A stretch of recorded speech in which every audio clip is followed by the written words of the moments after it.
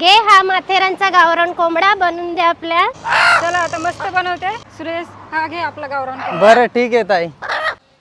हे घ्या ताई.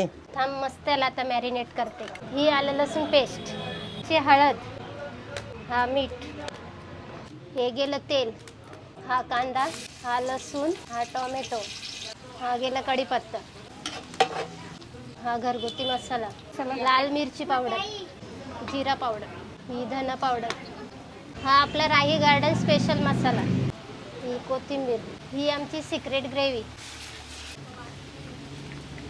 आता टाकूया चिकन, आता टाकूया मीठ, देऊया.